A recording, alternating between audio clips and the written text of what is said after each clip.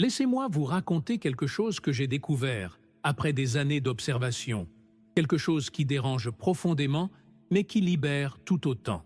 Quand la conscience s'éveille vraiment, quand le voile tombe et que vous commencez à voir la réalité telle qu'elle est, plutôt que telle qu'on vous a appris à l'apercevoir, il se produit un phénomène étrange et inévitable. Vos amis commencent à disparaître, pas parce que vous les rejetez, pas parce qu'ils sont mauvais, ou que vous êtes devenu meilleur qu'eux. Non, c'est beaucoup plus subtil et beaucoup plus profond que cela. Vous vous réveillez sur une fréquence différente, comme une radio qui changerait de station. Et soudainement, les conversations qui résonnaient autrefois dans votre esprit deviennent du bruit blanc. Vous écoutez vos amis parler de leurs préoccupations habituelles, et quelque chose en vous reconnaît la danse, mais ne peut plus y participer. Ce n'est pas du mépris, c'est de la compassion, mêlée d'une impossibilité fondamentale. Comment expliquer à quelqu'un qui court après l'horizon que l'horizon recule toujours? Comment partager un silence quand l'autre a besoin de remplir chaque espace vide avec des mots rassurants? Vous commencez à comprendre que la plupart des amitiés, ces liens que nous chérissons tant, reposent sur des accords tacites, des accords sur ce qui constitue le succès, sur ce qui mérite d'être poursuivi, sur la manière dont on devrait se sentir face aux événements de la vie. Les gens se lient autour de croyances partagées, comme des naufragés s'agrippant au même radeau dans l'océan. Ils se confirment mutuellement que oui, cette carrière est importante, que oui, cette maison plus grande apportera la satisfaction, que oui, il faut absolument être en couple pour être complet. Ces accords créent une bulle de réalité confortable où chacun valide l'existence de l'autre. Mais celui qui s'éveille voit soudainement à travers ces illusions collectives. Ce n'est pas qu'il juge ces poursuites comme mauvaises ou stupides, c'est qu'il perçoit leur nature transparente, leur qualité de mirage dans le désert. Et une fois que vous avez vu le mirage pour ce qu'il est, vous ne pouvez plus faire semblant d'avoir soif devant lui. Vos amis continuent de courir vers l'oasis qui recule toujours et vous restez là, sachant que l'eau qu'ils cherchent a toujours été en eux. Cette divergence crée une distance qui n'a rien à voir avec l'affection, mais tout à voir avec la perception même de la réalité. J'ai observé ce phénomène d'innombrables fois, chez moi-même et chez d'autres. L'authenticité devient non négociable pour celui qui s'éveille. Vous perdez complètement le goût pour les masques sociaux, pour ces petites performances que nous livrons tous dans les interactions quotidiennes. Vous savez ce que je veux dire? Ces conversations où tout le monde joue un rôle convenu, où personne ne dit vraiment ce qu'il ressent, où l'on se demande mutuellement comment ça va sans vouloir vraiment savoir. Ces rituels qui maintiennent la cohésion sociale, mais qui ne touchent jamais la vérité de ce que nous sommes. La personne éveillée ne peut plus participer à cette chorégraphie, non par arrogance, mais par incapacité pure et simple. C'est comme demander à quelqu'un qui a appris à voler de continuer à ramper. Les autres sentent ce changement immédiatement. Ils perçoivent que vous n'êtes plus dans le jeu, que vous ne reflétez plus leur propre masque, et cela les met profondément mal à l'aise. Parce que la plupart des interactions humaines reposent sur cette performance mutuelle, sur ce théâtre où chacun soutient l'illusion de l'autre. Quand vous refusez de jouer votre rôle, vous devenez un miroir trop clair, et personne n'aime vraiment ce qu'il voit dans un miroir sans filtre. Pensez à un tapis roulant qui ne s'arrête jamais. Les gens passent leur vie dessus, courant vers le prochain accomplissement, la prochaine réussite, le prochain niveau de confort ou de reconnaissance. Ils croient sincèrement que quand ils atteindront cette chose précise, alors, finalement, ils seront heureux. Mais celui qui s'éveille descend du tapis roulant. Il réalise quelque chose de fondamental et de déstabilisant pour tous ceux qui continuent de courir. Le bonheur n'est pas une destination. Ce n'est pas quelque chose qu'on atteint après avoir accompli suffisamment de choses, après avoir coché suffisamment de cases sur la liste de ce qu'une vie réussie devrait contenir. Le bonheur, ou plutôt la paix profonde qui dépasse le bonheur conditionnel, se trouve dans le moment présent lui-même, indépendamment de ce que ce moment contient. Cette réalisation crée un fossé impossible à combler avec ceux qui restent sur le tapis roulant. Vous essayez de leur expliquer que la course elle-même est le problème, pas la vitesse à laquelle ils courent ou l'objectif qu'ils poursuivent. Mais ils ne peuvent pas vous entendre. Pour eux, vous avez simplement abandonné, vous êtes devenu paresseux ou vous avez perdu votre ambition.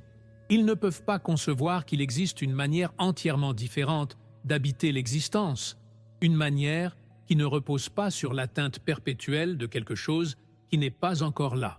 Permettez-moi de partager quelque chose qui dérange profondément. L'éveil spirituel implique une forme de mort psychologique. Pas une mort métaphorique mignonne dont on parle dans les livres de développement personnel, mais une dissolution réelle de ce que vous pensiez être. Vous commencez à voir votre personnalité, ce moi que vous avez passé toute votre vie à construire et à défendre, comme une fiction utile plutôt que comme votre véritable identité. C'est comme réaliser que le personnage que vous jouez dans le film de votre vie n'est qu'un rôle, et que vous êtes également le réalisateur, l'écran sur lequel le film est projeté, et même la salle de cinéma elle-même. Cette perspective rend impossible de prendre le drame personnel aussi sérieusement qu'avant. Quand votre ami vient vous voir avec ses problèmes, blessé parce que quelqu'un a critiqué son travail ou parce qu'il n'a pas obtenu la promotion qu'il méritait, vous voyez le mécanisme de l'ego en action. Vous voyez comment l'identification à cette image de soi crée la souffrance, comment la croyance que nous sommes ce personnage fragile qui peut être blessé génère toute la douleur. Mais vos amis restent complètement identifiés à leur ego. Pour eux, ces blessures sont absolument réelles et importantes, et ils ont besoin que vous validiez cette réalité. Quand vous ne pouvez pas offrir cette validation de la manière attendue, quand vous voyez à travers le drame au lieu de vous y plonger avec eux, ils sentent que vous les avez abandonnés. Alors, réfléchissez à ceci pendant un instant. Prenez une pause dans votre journée, là, maintenant, et demandez-vous vraiment ce qui reste quand vous enlevez tous les masques. Si ce que je partage résonne en vous, si vous reconnaissez cette solitude particulière de celui qui commence à s'éveiller, alors peut-être devriez-vous rejoindre notre communauté, non pas pour trouver des réponses toutes faites, mais pour explorer ensemble ces territoires de la conscience que peu osent vraiment traverser. Inscrivez-vous à la chaîne, non pas par obligation sociale ou par réflexe automatique, mais parce que ce chemin nécessite parfois de savoir que d'autres marchent sur la même route invisible. Et puis, faites quelque chose pour moi. Dans les commentaires, écrivez simplement le mot qui décrit le mieux ce que vous avez ressenti en reconnaissant votre propre solitude éveillée. Un seul mot, celui qui monte naturellement. Pas un emoji, pas une phrase, juste ce mot brut qui capture votre expérience.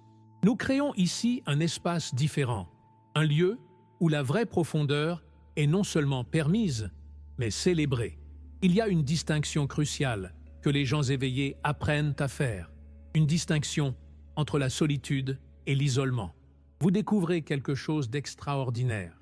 Être seul ne signifie pas être séparé. Au contraire, c'est dans l'aloneness, dans cette capacité à exister pleinement sans avoir besoin de l'autre pour vous compléter, que vous réalisez la connexion la plus profonde possible. Vous êtes l'univers qui s'observe lui-même à travers ses yeux particuliers.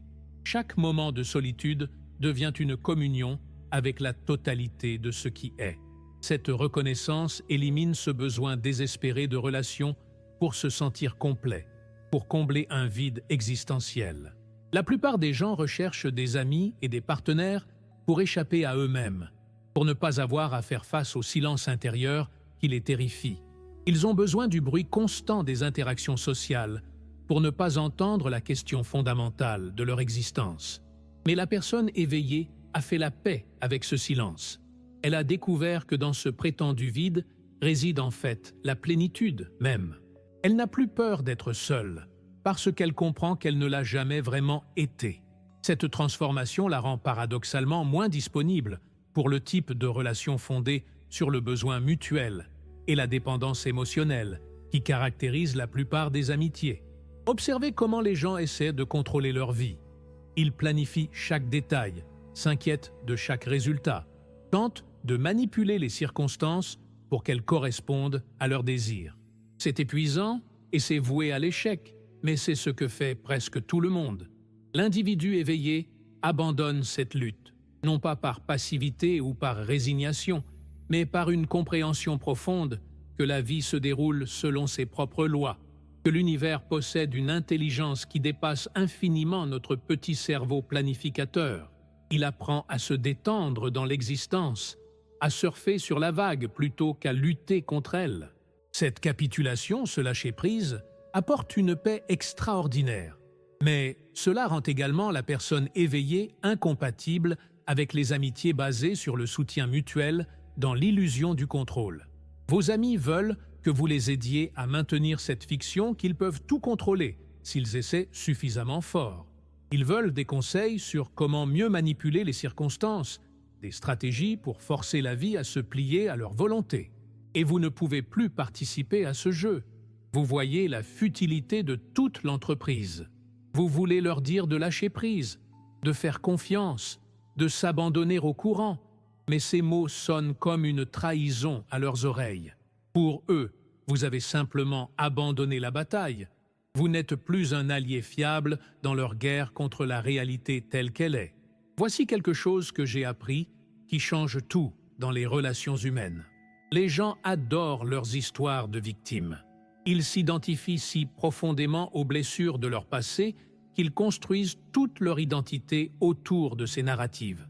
J'ai été blessé par ceci. J'ai souffert à cause de cela. Je suis comme je suis parce que quelque chose de terrible m'est arrivé. Ces histoires donnent un sens à leur souffrance présente et les exemptent de toute responsabilité pour changer. La personne éveillée voit à travers ces narratives. Elle reconnaît que s'identifier aux blessures du passé crée une souffrance optionnelle, une douleur qui persiste longtemps après que l'événement originel est terminé. Elle comprend que ces histoires, bien que basées sur des événements réels, sont devenues des prisons mentales que nous maintenons nous-mêmes. Mais essayez d'expliquer cela à un ami qui vient pleurer sur votre épaule à propos de comment son enfance difficile ou sa dernière rupture explique tous ses problèmes actuels. Il attend de vous que vous confirmiez son identité de victime, que vous renforciez sa narrative, que vous lui offriez de la sympathie qui valide sa souffrance. Quand vous ne pouvez pas faire cela, quand vous voyez la personne au-delà de l'histoire qu'elle raconte, quand vous refusez de soutenir le drame, vous devenez l'ennemi. Vous êtes insensible, vous ne comprenez pas, vous minimisez leur douleur. La vérité est que vous voyez leur douleur plus clairement qu'eux-mêmes, mais vous voyez également comment ils la perpétuent, et cela, ils ne peuvent pas l'entendre. La mort marche à côté de chaque personne éveillée comme une amie intime. Ce n'est pas morbide, c'est libérateur. Quand vous acceptez vraiment que chaque respiration pourrait être la dernière, que ce corps que vous habitez retournera un jour à la poussière, que tout ce que vous accumulez sera dispersé, quelque chose de miraculeux se produit. Chaque moment devient précieux. Pas d'une manière anxieuse où vous essayez de tout saisir avant qu'il ne soit trop tard, mais d'une manière détendue, où vous savourez pleinement la simple existence. Vous voyez un coucher de soleil, et vous le buvez vraiment, parce que vous savez qu'il y aura un dernier coucher de soleil. Vous parlez à quelqu'un, et vous êtes vraiment présent, parce que vous savez qu'il y aura une dernière conversation. Cette intimité avec la mortalité transforme tout. Mais cela perturbe profondément les gens qui ont besoin de nier la mort pour fonctionner. La plupart des gens vivent comme s'ils étaient immortels, repoussant la vraie vie à plus tard, attendant le bon moment pour commencer à vivre vraiment. Ils ont besoin d'amis qui maintiendront cette illusion avec eux, qui parleront de plans à long terme comme si le long terme était garanti, qui éviteront soigneusement toute mention de la fragilité et de la temporalité de tout cela. Quand vous ne pouvez plus participer à ce déni collectif de la mort, quand votre conscience de la mortalité transparaît dans votre présence même, les gens fuient. Vous leur rappelez ce qu'ils essaient désespérément d'oublier. Finalement, parlons d'amour. L'amour qui émerge de l'éveil est d'une qualité entièrement différente de l'amour conditionnel que la plupart des gens connaissent. C'est un amour qui voit le divin dans chaque être humain, même dans leurs moments les plus sombres et les plus égarés. Ce n'est pas un amour qui approuve tous les comportements ou qui ferme les yeux sur les actions destructrices, Mais c'est un amour qui reconnaît l'essence pure derrière tous les masques et toutes les distorsions de l'ego. Vous regardez quelqu'un et vous voyez au-delà de sa personnalité, au-delà de ses défauts et de ses qualités, jusqu'à cette conscience lumineuse qui les anime. Cet amour inconditionnel ne demande rien en retour, n'attend aucun comportement particulier, ne cherche pas à changer l'autre. Il accepte simplement ce qui est avec une ouverture totale. Mais cet amour, aussi beau soit-il, est souvent trop intense pour les gens. Ils préfèrent l'amour transactionnel, celui où je t'aime si tu fais ceci, où je te soutiens en échange de ton soutien, où notre amitié repose sur un équilibre délicat de dons et de contre-dons. Ils préfèrent les relations qui les aident à éviter de se faire face à eux-mêmes, qui leur permettent de rester confortables dans leurs patterns habituels. L'amour inconditionnel les force à se regarder dans le miroir, à reconnaître leur propre lumière et leur propre ombre, et peu de gens sont prêts pour cette confrontation. Alors ils s'éloignent de celui qui offre cet amour trop vaste, trop libre, trop exigeant dans sa générosité même. Voilà la vérité nue de l'éveil spirituel. Ce n'est pas un chemin vers plus de connexion, plus d'amis, plus de popularité. C'est souvent un chemin vers une solitude extérieure qui cache une connexion intérieure infiniment plus profonde avec tout ce qui existe. Vos amis disparaissent non pas parce qu'ils sont mauvais ou que vous êtes meilleur, mais parce que vous n'habitez plus le même monde perceptuel. Vous voyez à travers les illusions qui maintiennent la cohésion sociale, et cela vous rend incompatible avec un système social basé sur ces illusions partagées. C'est difficile, c'est douloureux parfois, mais c'est également le prix de la liberté. Parce que perdre des amis qui ne peuvent vous rencontrer que dans la superficialité crée l'espace pour des connexions authentiques avec les rares personnes qui sont également éveillées ou en train de s'éveiller. Et ces connexions, bien que plus rares, possèdent une profondeur et une authenticité qui rendent impossibles les anciennes amitiés basées sur la conformité mutuelle et la validation de l'ego. Si vous êtes arrivé jusqu'ici, si ces mots ont résonné dans quelque chose de profond en vous, alors je vous invite à faire quelque chose. Rejoignez cette communauté en vous inscrivant à la chaîne, non pas par habitude, mais par reconnaissance que vous faites partie de quelque chose de plus grand. Nous sommes dispersés dans le monde, nous qui marchons ce chemin de conscience, et il est précieux de savoir que nous ne sommes pas seuls dans notre solitude éveillée. Puis, partagez votre histoire dans les commentaires. Qu'avez-vous appris aujourd'hui? Comment ces réflexions ont-elles touché votre propre expérience de l'éveil? Qu'est-ce qui a changé dans vos relations depuis que vous avez commencé à voir plus clairement? Votre témoignage pourrait être exactement ce dont quelqu'un d'autre a besoin pour comprendre qu'il n'est pas fou, qu'il n'est pas défectueux, qu'il traverse simplement une transformation que peu comprennent. Nous créons ensemble un espace où la profondeur n'est pas seulement tolérée, mais célébrée, où la vérité peut être dite sans filtre, où l'éveil n'est pas un concept abstrait, mais une réalité vécue que nous partageons. Merci d'avoir été présent, vraiment présent, pour ce voyage ensemble. Prenez soin de vous et n'oubliez jamais que dans votre solitude la plus profonde, vous êtes connecté à tout ce qui existe.